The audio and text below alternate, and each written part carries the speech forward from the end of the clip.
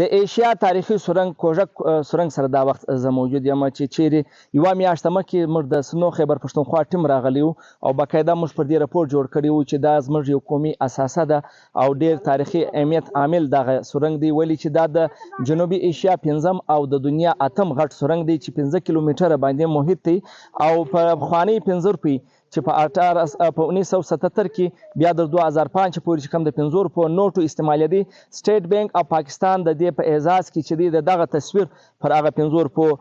شایع کړی وو د نن څخه 2 ورځې مخکې په چمن شاوخوا سیمو کې او په کوژک پر دغه غرو باندې د کلاود برست وسولو ډېر توپاني او موسلادار بارانونه وسو د دې بارانونو له امله دغه ټنل ته ډېره غټه زیان ورسېدله تقریبا د 7 ساعتو پټه پورې دلته خاوره جمع سوله چې کومې شګې دي چې دا بارانو دا اوبو او دا سیلابي ریلو راوړي او بل په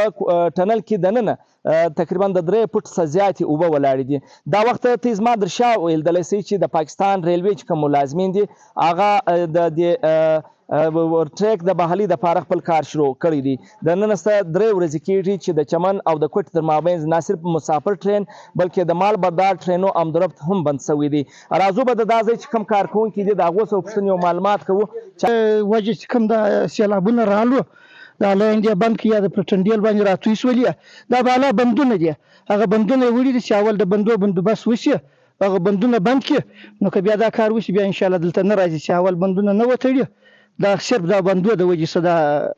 دوی سیلابونه رالو چې دا لاینډیا دی تباه کړي په ټنډیل نو د کني په 40 کاله په دې ټنډیل اوبه نه دي راغلي د بالا د خدای صرف اوس بالا بندونه مات شول په منځ کې چې اوبه رالي هغه اوبه مځکه جذب کوي لاندې په ټنډیل کې راوځي د دې د وجې څه دا اساسي دا کار به د څو شروع کله به ختم شي دا نو انشاءالله موږ خدای خپل کوشش کوو اوس مشینګري انشاءالله افسران راولي چې مشینګري رااله بیا انشاءالله ژر خلاصېږي 15 شل شپې کې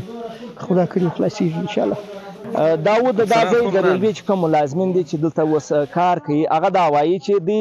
نه په تاریخ کې نه په یاد کېږي نه خپلو مشرانو ورته ویل چې داسې بارانونه په ماضي کې سوي دي ولې دا چې هر طرف ته د انسان سترګې ځي د تباهي مناظر دي هر طرف ته تباهي د ریلوې ټریک مکمل بند شوی دي 3 ورځې کېږي د چمن او د کوټ تر مابین نه صرف مسافر بلکې مالبردار ګاډیانو امدرب چې دي هغه هم بند شوی دي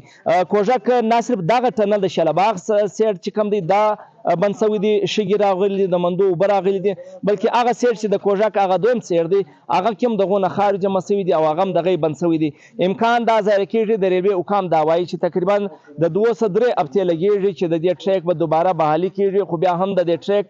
یو بله مسله دا ده چې د کوژک دغه غټ سرنګ چې دی چې په 15 کیلومتره محیط دی 1991 کې د دې اصل کار پر شوي دي او دا وخت دغه ټنل چې دی د 133 کالو دی نو خپل مدت یې هم پوره کړی دي او دا رقم د دې باران او د دې موسلادار بارش ته دې ته نور زیان هم رسېدل انجینرز به بیا د دې معاینه کوي چې بیا پر روان مستقبل کې به دا